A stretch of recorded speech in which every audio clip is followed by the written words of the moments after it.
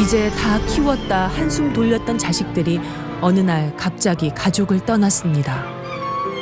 생계를 포기하고 아이를 찾아 이곳에 선 부모들. 자식을 찾아 헤맨 지 수년째. 종교에 빠진 아이들은 돌아오지 않고 있다는데요. 빨리 이모도 불러요. 벌써 2년째 돌아오지 않는 두 딸. 부모는 이해할 수 없습니다. 쇼크를 먹어가지고 쇼크 먹어서 그래. 쇼크 먹어서 아이들 몇 년이나 되셨어요? 지금 애들 빠진 지는 한 5년 넘었고.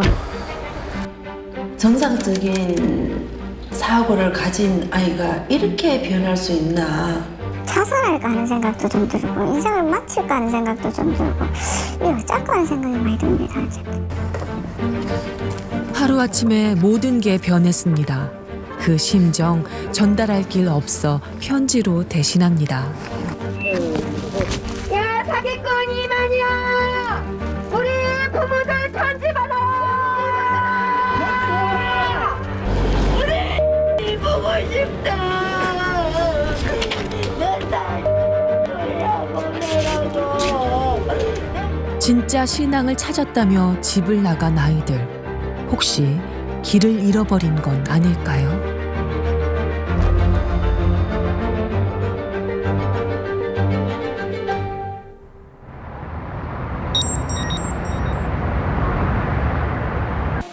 한동안 소식이 끊겼던 딸아이와 연락이 닿았습니다. 석 달 만인데요. 잘 지냈어? 뭐 먹고 싶은 거 있어? 우리 애기 말 지원 씨는 눈에 넣어도 안 아픈 막내딸입니다. 세상에 엄마가 보고 싶지도 않아? 보고 싶은데 보고 싶은 애가 보고 싶은데 엄마. 딸아이는 종교 때문에 2년 전 집을 나갔는데요. 오늘 엄만 어떻게든 집으로 데려가려 합니다. 명절 때도 안 오고 세상에 엄마 아빠 생일 때도 다 안 오고. 근데 안 오는 이유가 뭐야? 왜 안 오는 거야? 혹시 모르니까. 혹시 무엇을 몰라? 왜 엄마는 믿지? 근데 엄마는 믿는다. 누구 다른 사람은 누가 있는데 집에? 집이 아니라. 응. 또 몰라. 엄마가 데려가면 어떡해? 아니 그니까 그거 내 앞에서 얘기는. 엄마가 강제 개중을 위해 상담소로 데려갈까 경계한다는 건데요. 솔직히 기억은 다 알고 있었다. 누가 끌려갔는지 누구랑 엄마가 얘기하지 몰라. 알잖아. 거기서 엄마한테 들어가. 그러면 엄마 위에서는 나를 신앙을 잘 지킬 수 있도록 도와준다는 그런 사람들이 계속 근데 뭔가 그런 걱정이 될 수 있잖아. 그렇게 애교 많던 막내딸은 종교 때문에 180도 변했다고 합니다. 언니가 나오면은 나온다고 했었어. 안 나온다. 그래 그때 약속을 했어. 근데 난 지금 그걸 지킬 수는 없어. 물론 엄마를 달래기 위해서 집에 들어간다는 말을 했는데 솔직히 말하면 나는 집에 들어갈 생각이 없어.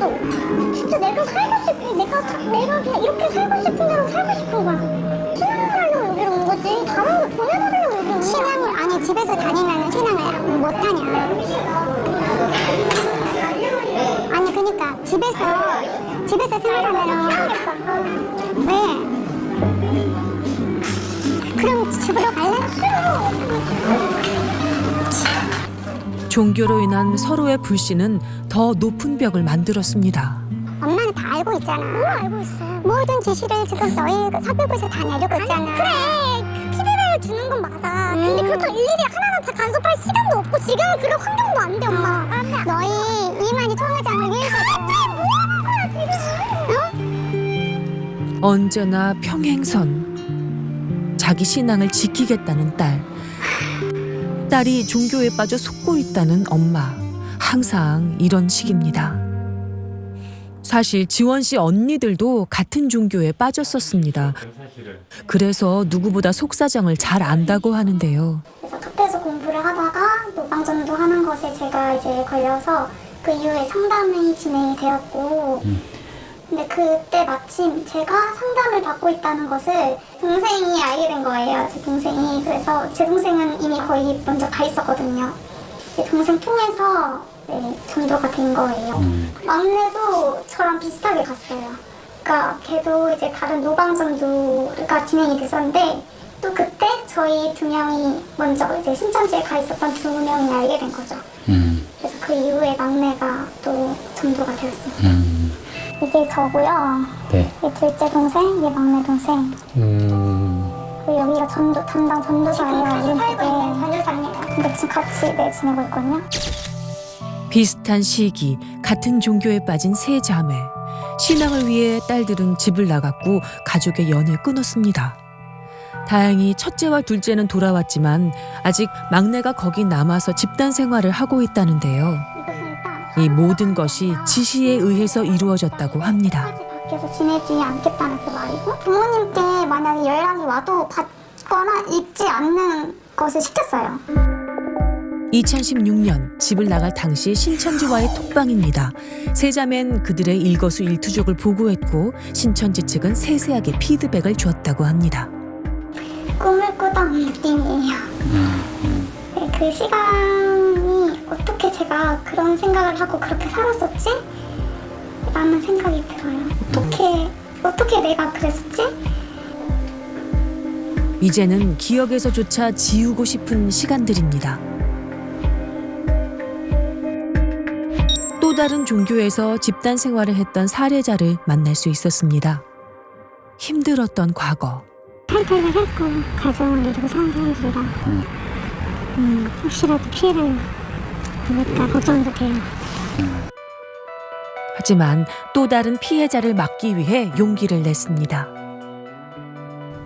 거기는 이제 외적인 기준을 굉장히 따지거든요. 그래서 면담이라는 것을 하게 되었었고 그 면담이 일반적인 그런 면담이 아니라 다리를 만진다던가 아니면 기도해준다면서 가슴을 만진다던가 자궁에 혹이 있는지 한번 봐야겠다고 검진을 해준다거나 이렇게 점점 더 저만 당한 게 아니라 많은 여자들이 당했잖아요. 어떻게 그럴 수 있는가 그런 생각도 들고 기가 막히죠. 믿기지 않는 이야기들 어떻게 가능했을까요? 30개론이라는 교리가 있는데 그 과정을 쭉 가다 보면 처음에는 하나님을 저희한테 이야기를 해요. 예수님을 얘기를 해요. 그런데 가다가 그 자리에 마지막에 정명석이라는 그 사람이 딱 떠오르게끔 그 자리에 있게끔 하는 그런 교리가 이렇게 이어지게 되거든요. 그렇게 순간으로 당했는데도 불구하고 이건 아니다라는 생각은 안 하고 한 가지밖에 안 떠올려요. 혹시 거기가 맞으면 어떡할까? 그거 메시아는 어떡할까? 나가지도 못하고. 이런 일들이 가능한 건 반복된 교리 학습과 1인 신격화 때문이라고 합니다.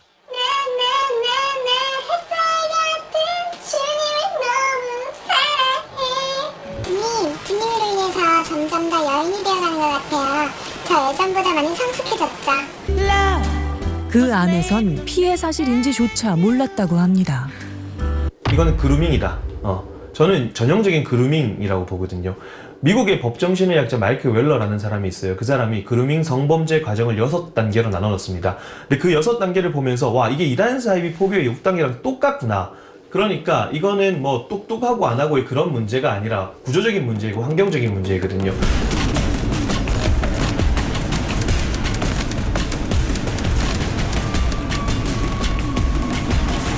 우리 주변 곳곳에서 일어나고 있는 포교 활동들. 대학생 건너편. 이 학생도 얼마 전까지 그 일에 열심이었다고 하는데요. 주로 여기서 서 있다가 여기 왔다 갔다 하면서 같은 또래 있는 친구들한테 말을 걸어요.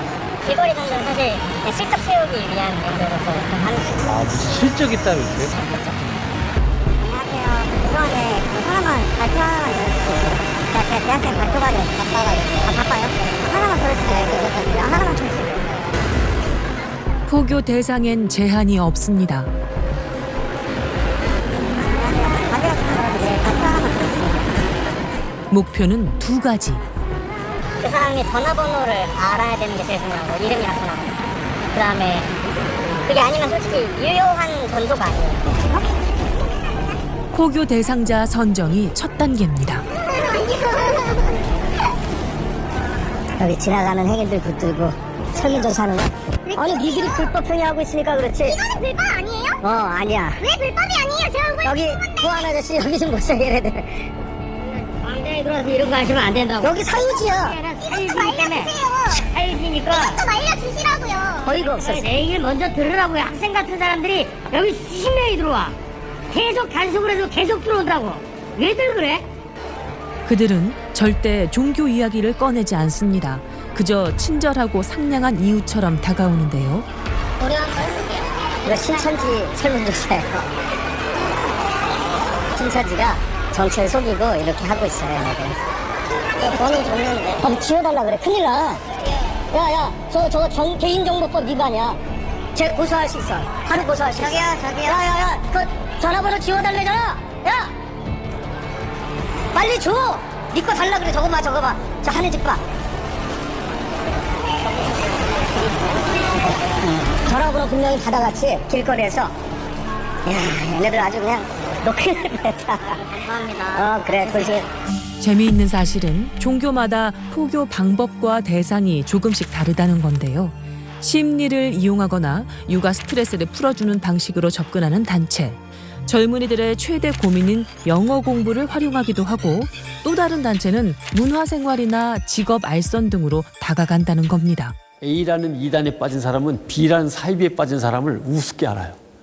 B라는 사이비에 빠진 사람을 또 C라는 사이비에 빠진 사람을 인간으로 취급도 안 해요.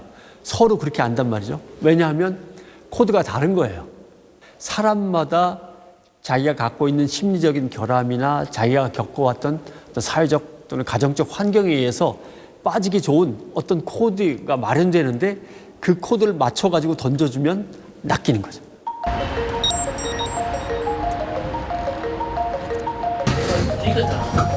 실제 길거리 전도를 통해 종교에 빠졌다는 사람들.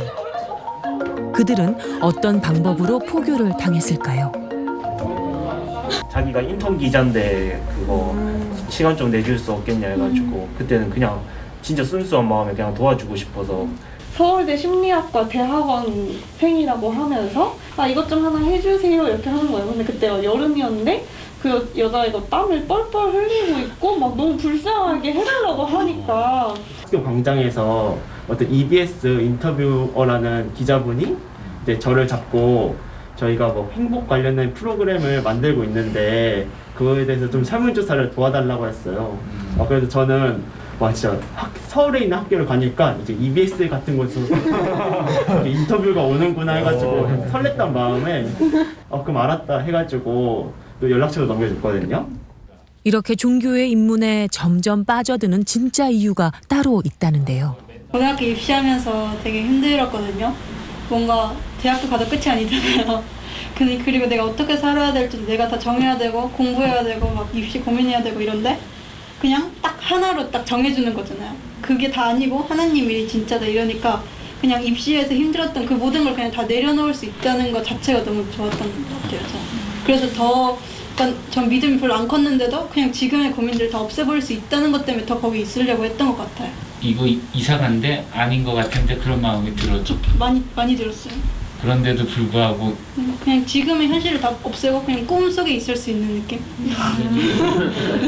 현실 도피 같은 현실 도피 같이. 취업도 힘들고 또 이렇게 앞으로 이제 뭐 먹고 살지 경기도 힘들고 이러니까 직업은 있었지만 이걸 평생 할 수는 없었고 뭔가 이거 이제 어떡하지 막막하고 월급도 뒷거리만 하고 그래서 이제 그런 부분들을 이제 이걸 한 방에 정리할 수 있는 하나의 로또 같은 그런 게 되고 그러다 보니까 또 이제 그런 허황된 망상 속에서 이걸 꼭 쟁취하고야 말겠다 좀 이런 생각을 저도 많이 했던 것 같아요. 삼포 세대, 희망 없는 그들에게 종교는 새로운 목적이자 대안이었다고 합니다. 신흥 종교라든가 이단 사이비 종교들은 해결책을 제시하거든요. 지금까지 점수가 뒤졌던 거는 다 삭제된다. 경쟁에 익숙한 세대에게 지금까지 경쟁에서 졌던 것은 리셋되고 다 지워진 다음에 새로운 경쟁이 시작되는데 너는 이미 거기에 선두로 달려가고 있다. 신천지에 예를 들면 14만 4천 명 선착순으로 어떤 특정한 어떤 구원을 받으면서 지배계급이 된다는 논리에 그렇게 어렵지 않아요. 세상은 성적순으로만 살아왔거든요.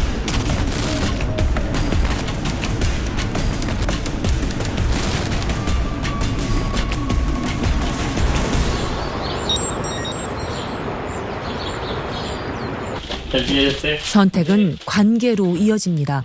그 바탕은 신뢰인데요. 가족은 첫 번째 목표가 됩니다. 충일 씨는 오랜만에 고향 부모님 댁을 찾았습니다. 어릴 때부터 재주가 많던 충일 씨, 부모님의 기대가 컸다고 하는데요. 유튜브를 미장원에서 틀어줬더니 아이고 김충일이가 그냥 아나운서보다도 말을 더 잘하고 왜 이렇게 똑똑하냐고. 그래서 그렇게 똑똑한 놈이 신천지 들어갔으니 내가 얼마나 그냥 고생을 했겠냐고. 그런 충일 씨도 종교에 빠진 적이 있습니다. 저 이쪽 방에 있었죠. 여기가 제 방이었고 저기가 옛날에 형 방이었고. 여기 잡혀 있었던 곳이에요? 네네. 그때는 근데 막 이렇게 막 이런 거 안 났었죠. 신천지의 열혈 신도였던 충일 씨. 여기서 이제 제가 나가면 무조건 신천지로 가니까 부모님이 못 나가게 하고 있었죠. 제일 처음에 잡아. 그를 신천지로 이끈 사람은 다름 아닌 친형. 아버지가 목사였지만 두 아들 모두 신천지에 빠졌던 겁니다. 뭐 아무 희망이 없어요. 눈이 캄캄하고 교회 지하실 가서 내 구승탱이를 둥글고 다녔어요. 둥글고 다니고 그 의자 밑을 둥글고 다녔어. 이제는 하나님 우리 망했네요. 하나님 우리 망하려고 여기다 보냈어요. 뭐요? 지금도 주고받아요 그 말을. 뭐라고? 우리 목사님하고 밥 먹으면서 그때의 아들들을 안 빼렸으면 당신하고 나하고 이렇게 웃으면서 밥 먹을 수가 있을까. 여보세요? 다행히 형도 신천지에서 나와 유학 중에 있다고 하는데요. 그 뭐야 요즘 한국에서 신천지 난리 난 거 알지? 나 왜 데리고 갔어 그때? 오랜만에 통화. 한 번도 안 했던 이야기를 충일 씨가 꺼냅니다. 신천지에 확신이 있었으니까 데리고 왔겠지. 기독교가 틀렸고 신천지가 맞다 이런 생각이 들었으니까 가족이나 제일 친하고 좋아하는 사람들이 그 전도 1순위 대상이라고.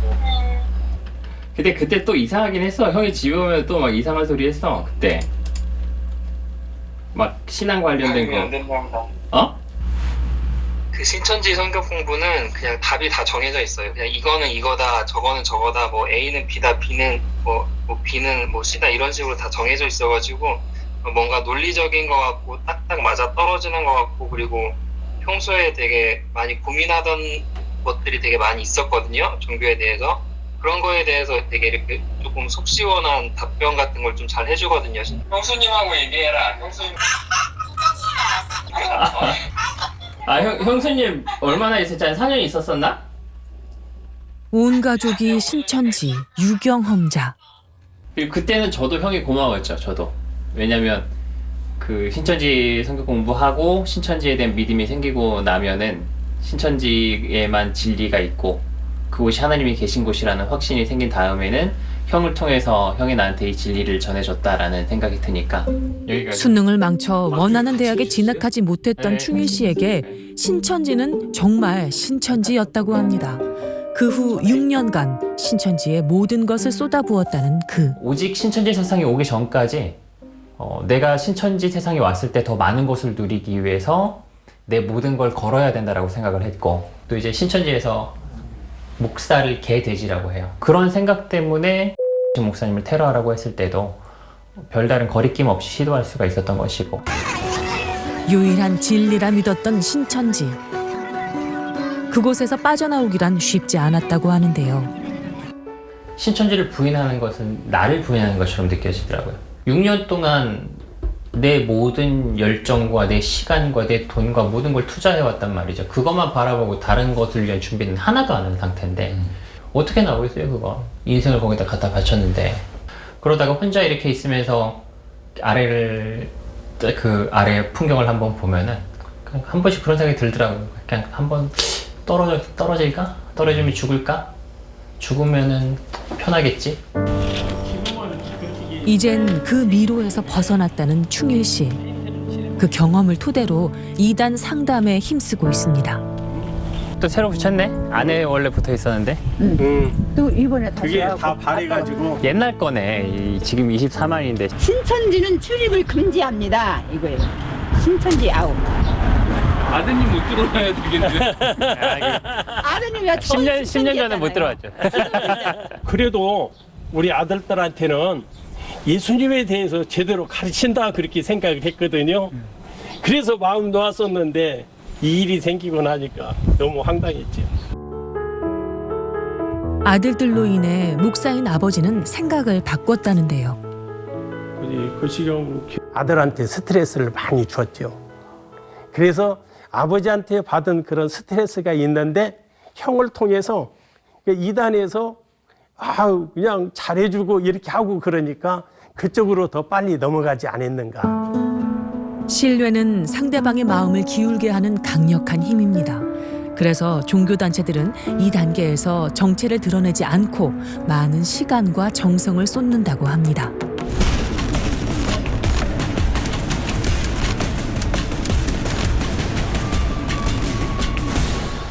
내가 드디어 하나님이 이 땅에서 만들고자 하는 천국에 들어갔구나. 약간 삶의 목적을 찾은 느낌이었거든요. 그 안에 모임에서의 관계 있잖아요. 정말 행복했어요.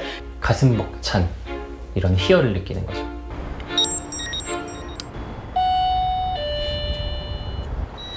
안녕하세요. SBS 촬영팀입니다.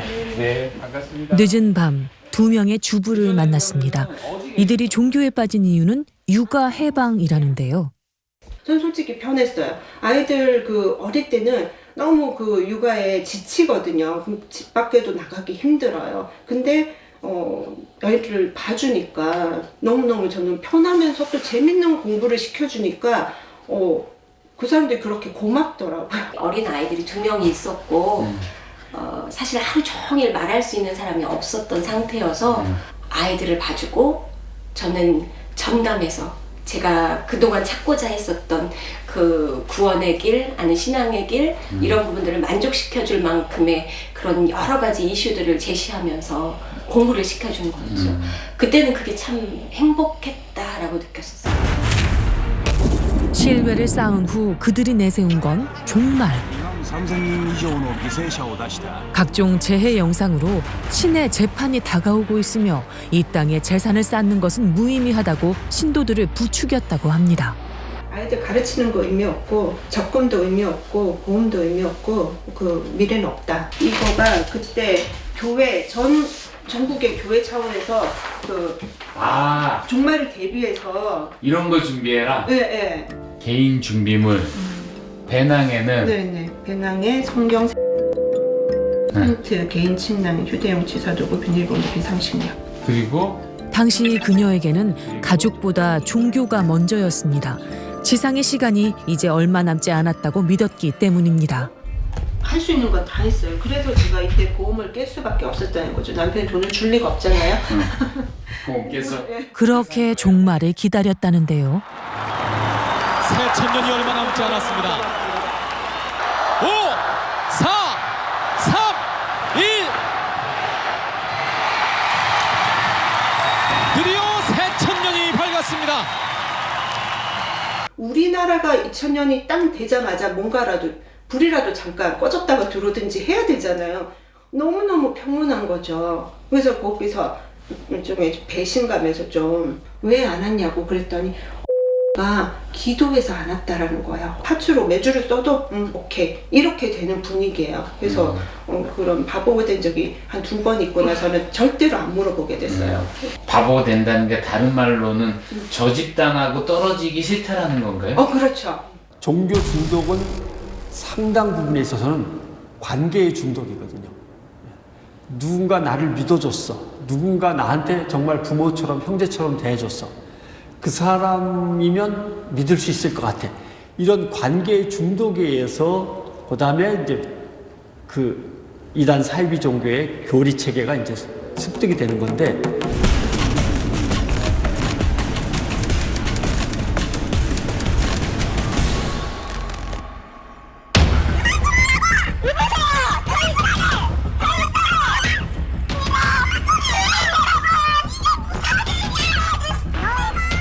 엄마와 딸의 실랑이.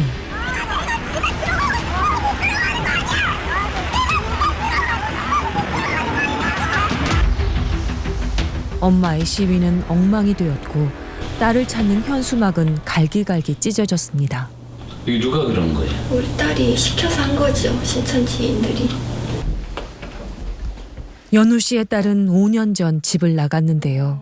우리 딸이 사용했던 가출하기 바로 전에 그림을 그 엄마께 편지하고 그림도 이렇게 같이 그려서 엄마 생신을 진심으로 축하드려요.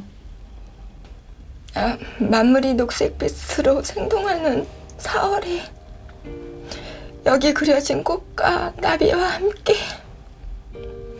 제 마음을 담아보내요. 사랑해요. 집을 나가기 전 딸아이는 동네에서 부러워할 만큼 착하고 예의 바른 아이였습니다.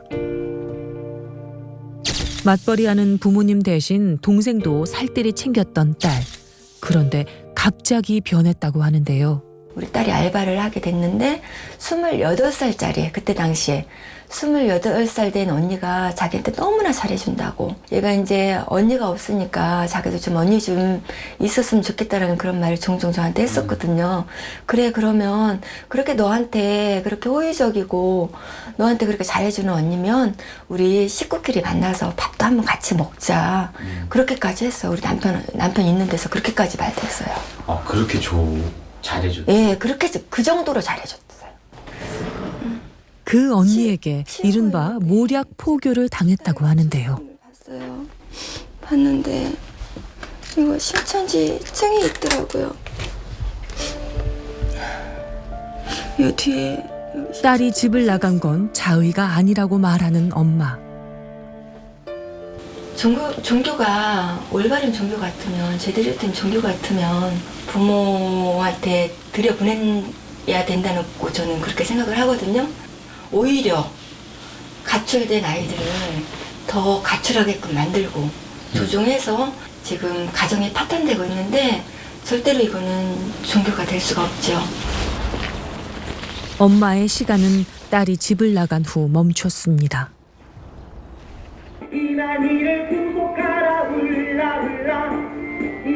직장도 그만둔 채 딸을 찾기 위해 전국 방방곡곡 신천지 교회 앞에서 벌이는 1인 시위.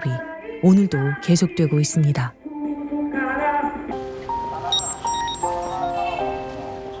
그리고 여기 시간이 멈춘 또 한 사람이 있습니다. 자녀가 집을 가출하고 싶으면 주위에 많이 알려주세요. 신천지에 많이 알려주세요. 나는 나를 따라다니다 이래 되잖아. 지금 시대가요. 전부 사기꾼이고 그런 세상인데 나는 너 절대 들으면 안 돼요. 이런 비난에도 엄만 멈출 수 없습니다. 돌려달라고 애원을 했는데 숨겨놓고 보내주지를 않더니 1년 전부터 보내주겠다고 약속을 하고 아직까지 보내주지를 않고 있습니다. 신천지의 지시에 의해 집을 나갔다고 말하는 어머니. 지난 3년 시위를 하면서 그 생각은 더욱 굳어졌다고 합니다. 여기가 어디예요? 여기가요? 여기가 포항 신천지 교회라는 곳입니다. 여기 전체가? 네, 3층, 4층, 5 전체가 다 신천지가 이제 사용하는 교회라고. 이거 간판이 없어요. 신천지라는 이 교회라고, 신천지라는 이 자체 아무런 그게 없습니다. 딸이 다닌 교회 건물 1층. 여기 보이시죠? 아, 예. 저기가 어머님 예. 이 일부러 이렇게 공간을 얻은 거예요, 저기 그래서? 딸을 찾기 위해 이곳에 가게를 빌렸다는데요. 아무것도 없네요? 예, 제가 여기는 이 공간은 여기 못 들어오게 해갖고 그래 제가 이 공간 신천지 신도들이 지나가면서 볼 수 있도록 가게 앞을 대자보로 도배했습니다. 바로 옆에 이곳이 산업이라고 되어 있는 이곳이 신천지 사무실입니다. 아, 여기 보니까 20회세네요. 네, 이게 지금 신천지가 사용했던 이게 사무실이거든요. 3층에 위치한 교회 입구. 3층입니다. 문이 열립니다. 들어가시죠. 갔다 가보시죠. 가셔도 안 돼요. 왜요? 제가 발을 이렇게 내디디는 순간 저 CCTV가 보고 있다시피 주거 침입이라고 저는 고소를 당합니다. 아, 주거침이? 최미숙 씨와 신천지 교회의 법적 공방만 70여 건이 넘는다고 하는데요. 잠깐만요. 네네. 제가 왜 그러시는 거예요? 내 딸이 여기에 빠져갖고 가출한 지 지금 아시잖아요, 아저씨. 지금 교회한테 허락을 받아야 나는 된다고 생각하는데. 밀지 마. 뭐 하세요,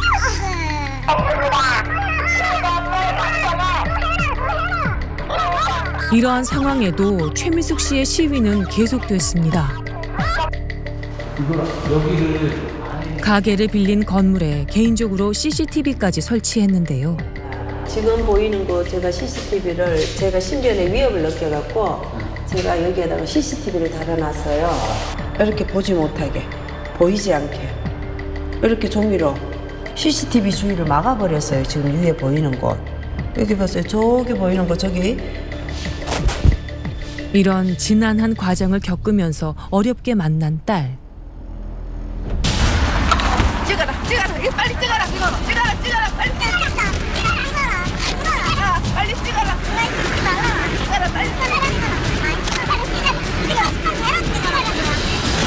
딸에게 가족은 안중에도 없는 모습이었습니다. 신천지에 빠진 아이가 부모를 학대하고 있습니다. 딸은 가출이 아니라고 말했습니다. 신앙을 선택했다는 건데요. 신천지가 이렇게 시켰습니다. 세상에서 엄마를 제일 사랑한다는 아이가 자신의 신변을 신천지에다가 부모 대신 보호해달라고 맡겼더라고요. 제 아이의 필체였습니다. 본인의 폭행 및 감금 가능성을 말하며 요청서를 제시한 사람, 그 신천지 측 사람에게 신변 보호의 권한을 위임한다는 것이었습니다. 그리고 함께 날라온 건 실종 신고서. 이것으로 딸은 남이 되었고 신천지 측이 그녀의 보호자가 됐다고 말합니다. 저도 이단에 이제 10년 이렇게 빠졌다가 돌아왔잖아요. 이단에 빠지게 되면은 이 육신의 가족 있잖아. 가족을 버리고 등지게 돼요. 다른 사람과의 정상적인 관계를 맺을 수가 없습니다. 왜? 그 고립과 그 공허는 그 친구를 통해서만, 그 사람을 통해서만 채울 수 있거든요.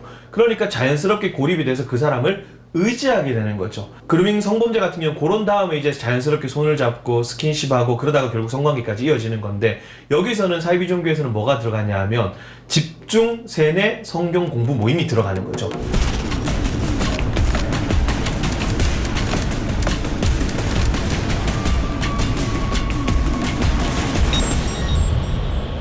서울 인근 한 오피스텔에서 신천지 간부로 활동했던 사람을 만날 수 있었습니다. 아, 예, 오셨어요. 안녕하세요. 안녕하세요. 어려운 시간 내주셔서 감사합니다. 저는 그 새신자부 섭외과장. 섭외과장? 네, 그 회원들 대상으로 신변보호 요청서를 받는 거예요.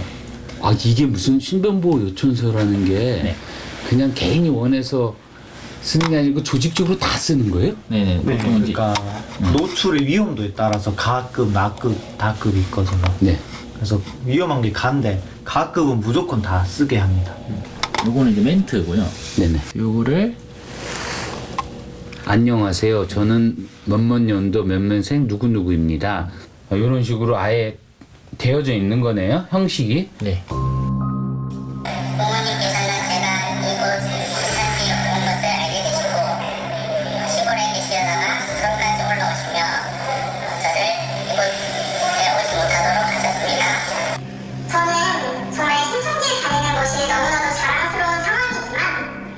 이렇게 조직적으로 가족 관계를 끊게 하고 고립시킨다고 말합니다. 남이 이제 저를 찍으면서 이 멘트를 할 수도 있고, 요즘은 이제 그런 것도 뭔가 그런 자기만의 자의적인 뭐 진심이 없다 이래서 셀카를 찍으면서 이제 찍기도 하기도 하고, 이렇게 해서 또 집합마다 좀 다른데 이런 걸 정기적으로 업데이트 시키는 곳도 있고, 입교할 때 아예 이걸 작성하고 들어가게 하는 곳도 있고요. 철저하게 상명하복식으로 진행되는 일이라고 했습니다. 점조직 형태로 움직이면서 그런 그 비밀리에 조직원을 확보하고 조직원을 포섭함으로써 그런 그 자기의 단계가 상승이 되고 그러면서 이제 그 조직을 확산해 나가는 그런 방식이죠. 그러다 보니까는 맨 밑에 있는 조직원들은 실은 그 피해를 보는 불법적 피라미드 방식인데 뭐 사이비 종교 같은 경우 뭐 이런 측면에서 유사성이 좀 있지 않을까 생각을 합니다. 이 회원들 중에 한 명이 만약에 개종이 됐다. 그러면 그 개종 관련된 부서에 가가지고 교육을 시키는 거예요. 아, 다른 사람 못 노동하지 않도록 걔가 개종된 원인은 부모님의 정을 못 이겨서다. 뭐 이런 식으로 하면서 또 반증을 몇 개 해주고. 면제를 아내에게 몰래 먹이시고 잠이 들면 휴대폰부터 뺏으셔야 합니다. 이게 아주 중요합니다. 웬일이래? 고마워요. 교회 측이 신도들에게 보여주는 폭력적인 개종교육 영상입니다. 이런 영상을 반복적으로 보여줌으로써 가족을 의심하게 만든다고 합니다. 손과 발을 이제 그 밧줄을 묶고 이제 입에는 재갈을 물린 상태로 음식물에 수면제를 타셔서 먹고 이제 잠이 들었는데 수갑을 채우시고 테이프로 입과 다리를 묶으셨고 내가 왜 힘든 거지? 그런데 놀라운 건 신도들을 입교시킬 때부터 철저하게 관리한다는 겁니다. 그러니까 왜 신천지 같은 미간에 빠지냐고! 거기가 어딘지 알아? 신앙관리 카드라고 해서 이제 아까 전에 전도 만약에 전도를 하게 되면 이제 또 신천지에 합당한 자를 이렇게 몇 가지 분류를 해놓거든요. 그래서 이거에 대해 점수를 매겨가지고 시간, 환경, 경제, 건강, 학습 능력, 2단 경계, 신뢰, 인성, 신성 총 9개의 항목은 각각 1점에서부터 5점으로 나눠지는데요. 경제 항목을 예로 들면 경제 사정에 넉넉한 자는 5점, 경제 자립이 가능한 사람은 4점, 자립과 지원이 혼합되어 있으면 3점 이런 식으로 분류됩니다. 다 3점 이상이어야지만 이제 들어갈 수 있게 하죠. 어려운 시험 통과한 거네요.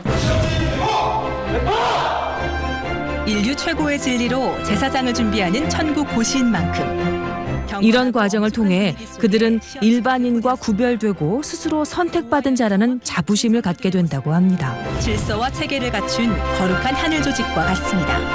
우리 신천지 활동을 할 사람이 안 된다. 제사장이 좀 부적격하다 하면 상담사 선에서 제 선에서 다 자르고요. 심지어는? 네, 그러니까 와도 필요가 없는 거죠. 우리 활동을 제대로 못 하니까. 세상 가운데서 쓸만한 사람을 이렇게 데리고 오니까 더 실력이 늘고 더 이 사람이 안 떨어지고 탈락하지 않고 더 이렇게 세력이 커지는 거죠.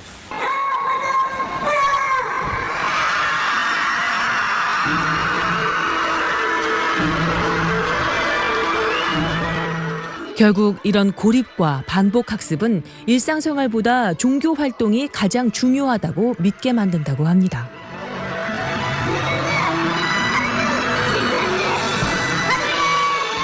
정말 그들의 생각이 맞는 걸까요? 혹시 자신들만의 천국을 만드는 건 아닐까요? 교리도 맞고 실상도 맞고 이게 다 이루어지구나.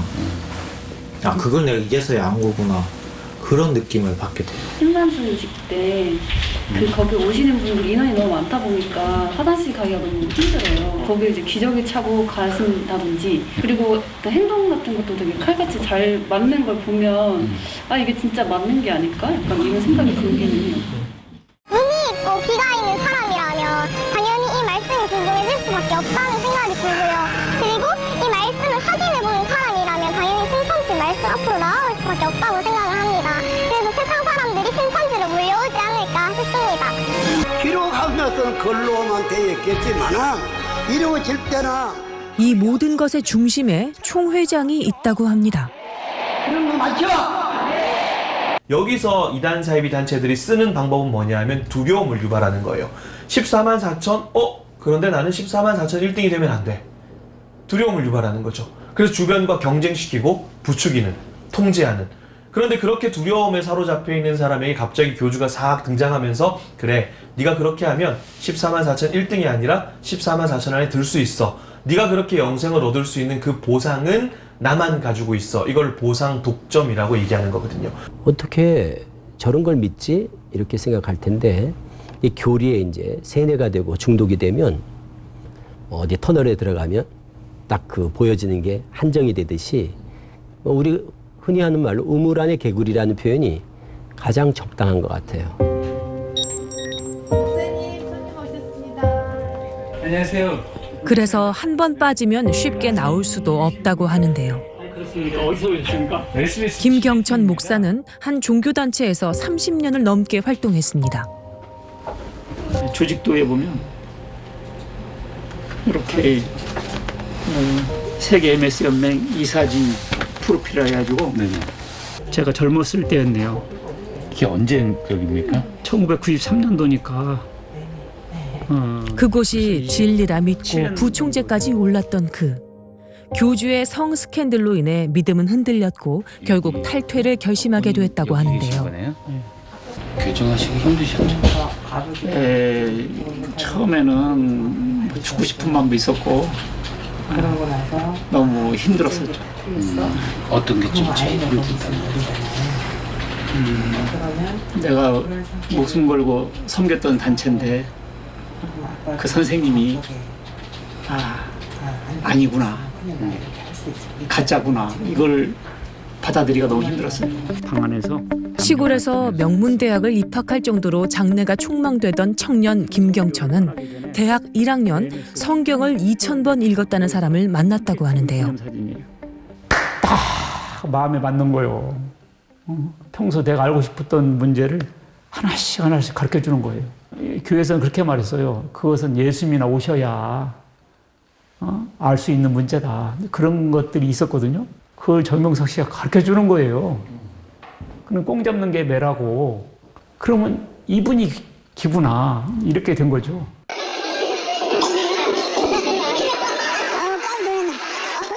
문화와 스포츠 복음 전도를 통해 교세를 키우던 종교단체. 교주의 성 스캔들이 터졌습니다. 믿을 수 없는 사실이었습니다.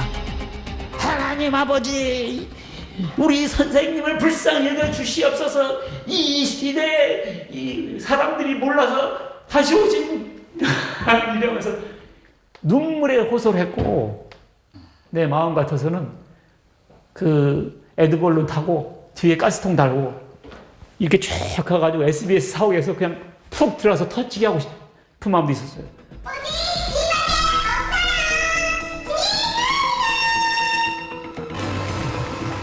하지만 교주의 성 스캔들은 끊이지 않았는데요.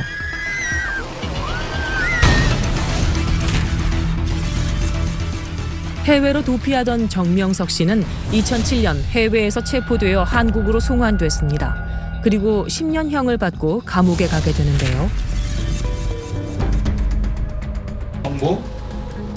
받아들일 수밖에 없는 현실.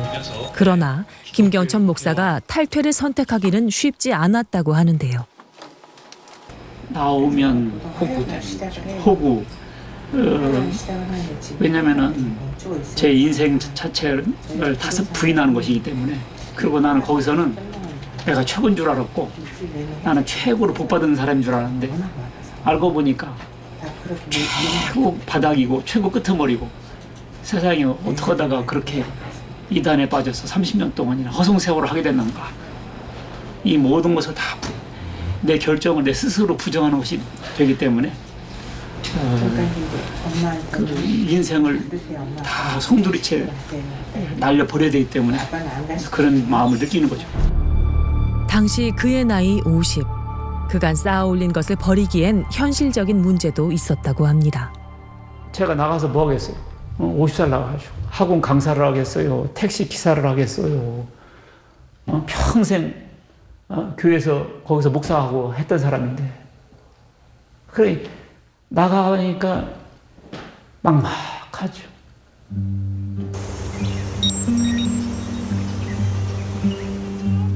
김영석 씨는 한 종교 집단에 빠져 30년간 해온 사업을 정리하고 3억 원이 넘는 돈을 헌금한 후 가족과 함께 교회에서 낙원이라 말하는 피지로 떠났습니다. 그러나 그곳에서의 생활은 생각했던 것과 너무나 달랐습니다. 생각나죠. 피지로 간 지 2년 만에 가족은 남겨두고 혼자 한국으로 돌아오는데요. 아이고 빨리 뭐 정신 차리고 나와야 될 텐데 뭐 어떻게 될지 모르겠어요. 그나마 정신 차리갖고 나오기를 빨리 바랄 수밖에 없죠 뭐.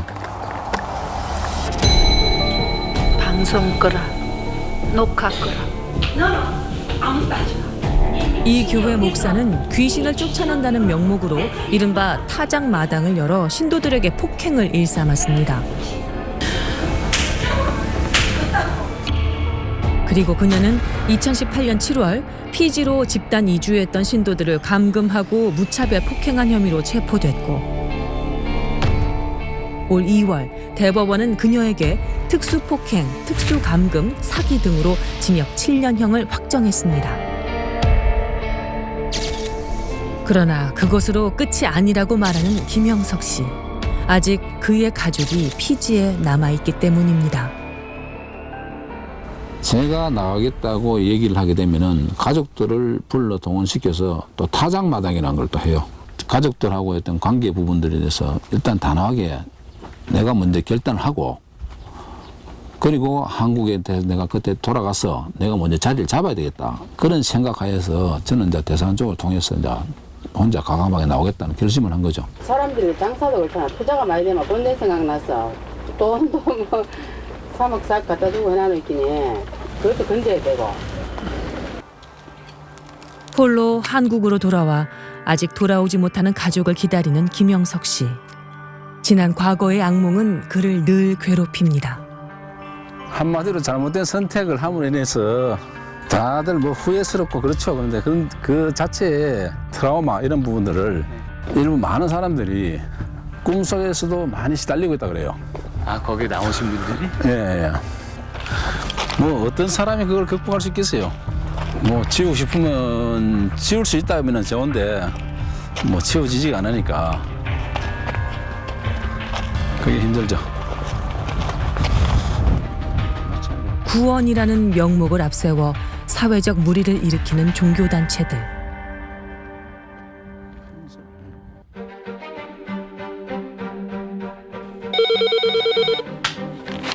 네, 상담소입니다. 저희 친누나가 있는데요. 예. 친누나가 한 4년 정도 된 것 같아요. 누가 혹시 빠지셨는지? 네, 어머니랑 누나요. 교회를 간다고 나갔는데 집에 들어오질 않거든요. 남자친구가 성경 공부한다고 나가서 이상한 데 다니는 것 같아요. 불확실한 세상, 미로 속에서 길을 찾는 사람들. 당신이 찾은 종교라는 믿음은 등불일까요? 아니면 또 다른 미로일까요?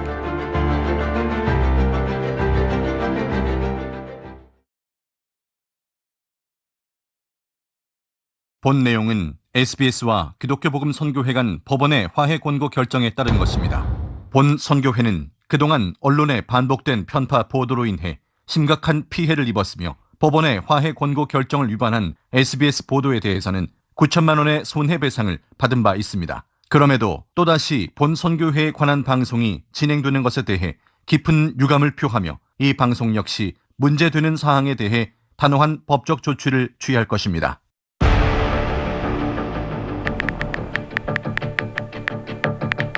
학교로 치면 제가 이제 선배인데 국회로 치면 이제 김영호 의원이 선배잖아요. 그래서 어느 경우를 적용해야 될까? 후배로 대버릴까? 그래도 삼선이고 조선인데 대접을 해야 될까? 이런 고민을 좀 하다가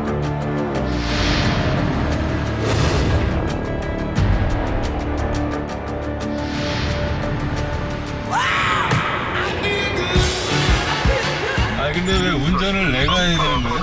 후배가 해야지 그런 거 선배가. 아니 난 그게 이해가 안 가죠. 여행 가자고 한 사람 하지 왜 시키냐 이거지? 아 그럼요. 그리고 삼선이 지금 초선을 탁 그냥 옆에 모시고 가네. 내일 모레면 이제 서로대로 다시 돌아가는 거지. 그냥 학교를 잘못 나왔어.